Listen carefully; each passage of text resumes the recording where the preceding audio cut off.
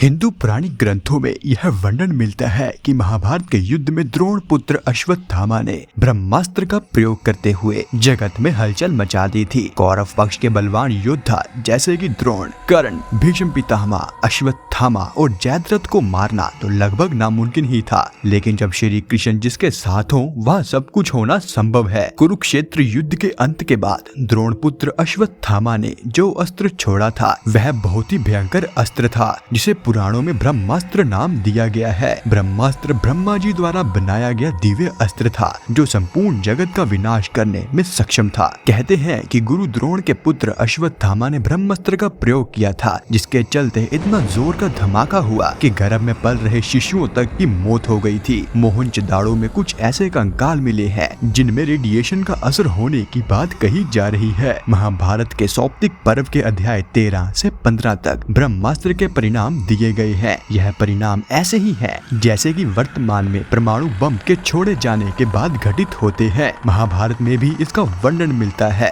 जिसके अनुसार ब्रह्मास्त्र छोड़े जाने के बाद भयंकर वायु जोरदार तमाचे मारने लगती है, कई उल्कापिंड आकाश से गिरने लगते हैं, भयंकर महाभय उत्पन्न हो जाता है, आकाश में बड़ा शब्द होता है, आकाश जलने लगता है, पर्वत वृक्षों के साथ ही पृथ्वी हिल जाती है।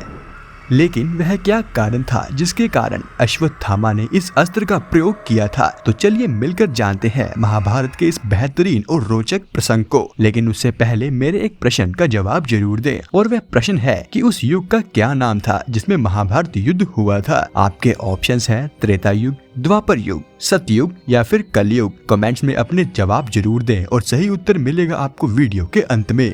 महाभारत के अंतिम महानिर्णायक युद्ध की कुरुक्षेत्र रणभूमि में जब गुरु द्रोणाचार्य से यह झूठ बोला गया कि अश्वत्थामा मारा गया है, तो गुरु द्रोण को पहले तो यह विश्वास ही नहीं हुआ, क्योंकि उनका पुत्र तो अजर अमर है जिसे कोई मार नहीं सकता था। तब उन्होंने युधिष्ठिर से इस बात की पुष्टि करनी चाहिए। युधिष्ठिर को पता था कि अश्वत्थामा नहीं मारा गया है, बल्कि इसी नाम का एक हाथी भीम द्वारा मार गिराया गया है। द्रोणाचार्य के पूछने पर उन्होंने कहा कि हाँ, अश्वत्थामा मारा गया है। युधिष्ठिर के इतना कहने पर ही श्री कृष्ण ने शंख बजा दिया, जिसके शोर से द्रोणाचार्य युधिष्ठिर द्वारा की गई आगे की बात नहीं सुन पाए, जो कि युधिष्ठिर ने कही थी, हाँ अश्वत्थामा मारा गया है, लेकिन वह हाथी है या कोई और यह मैं नहीं जानता। गुरु द्रोणाचार्य आखिरी शब्द हाथी नहीं सुन पाए। उन्होंने समझा कि उनका पुत्र अश्वत्थामा मारा गया। यह सुनकर उन्होंने शस्त्र त्याग दिए और युद्ध भूमि में आंखें बंद कर शोक में डूब गए। यही मौका था जब द्रोणाचार्य को निहत्था जानकर द्रौपदी के भाई दुष्टद्युम्न ने तलवार से उनका सर काट डाला। जब यह बात अश्वत्थामा को पता चली कि उनके पिता को छल से मार दिया गया है, तो उन्होंने क्रोधित होकर पांडवों के नाश की शपथ ली। अपने पिता के मारे जाने के बाद अश्वत्थामा बदले की आग में जल रहे थे। उन्होंने पांडवों का नाश करने की प्रतिज्ञा ली और चुपके से पांडवों के शिविर में रात के अंधेरे में घुस गए। इस कार्य में कृपाचार्य और कृतवर्मा ने उनकी सहायता की।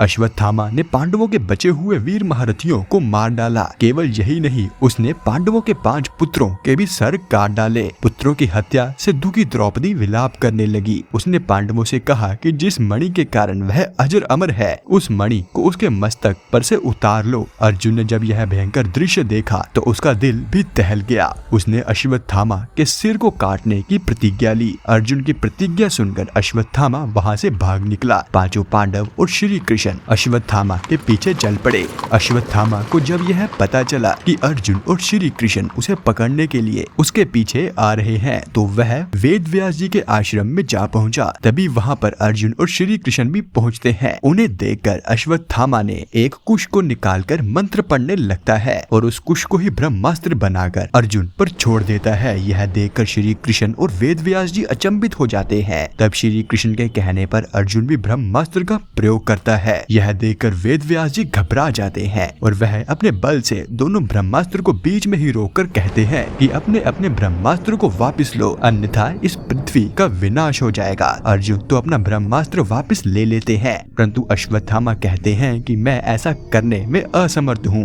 तब वह उस ब्रह्मास्त्र का रुख अभिमन्यु की पत्नी उत्तरा के गर्भ में पल रहे बालक पर छोड़ देते हैं। यह देखकर सभी हैरान और क्रोधित हो जाते हैं। यह देख श्री कृष्ण अश्वत्थामा से कहते हैं, उत्तरा को परीक्षित नामक बालक के जन्म का वर प्राप्त है, उसका पुत्र तो होगा ही। यदि तेरे शस्त्र प्रयोग के कारण मृत्यु भी हुआ तो मैं उसे जीवित कर दूंगा। वह भूमि का सम्राट होगा और तू नीच अश्वत्थामा, तू इतने वधों का पाप धोता हुआ 3000 वर्ष तक निर्जन स्थानों में भटकेगा। तेरे शरीर से सदैव ही रक्त की दुर्गंध आती रहेगी और तो और तू अनेक रोगों से पीड़ित रहेगा, लेकिन कोई भी व्यक्ति तेरी मदद भी नहीं कर पाएगा। तो मित्रों, इसके बाद श्री कृष्ण सूक्ष्म शरीर धारण कर उत्तरा की कोख में पल रहे परीक्षित को बचाते हैं और आगे चलकर परीक्षित ही हस्तिनापुर का सम्राट घोषित होता है। तो मित्रों, यह था महाभारत का वह प्रसंग जिसके अनुसार अश्वत्थामा ने पांडवों को मारने के लिए ब्रह्मास्त्र का प्रयोग किया था। तो अब बात करते हैं आज के प्रश्न की। महाभारत द्वापर युग में घटी कथा है। महाभारत के अंत के बाद ही कलयुग की शुरुआत हुई थी।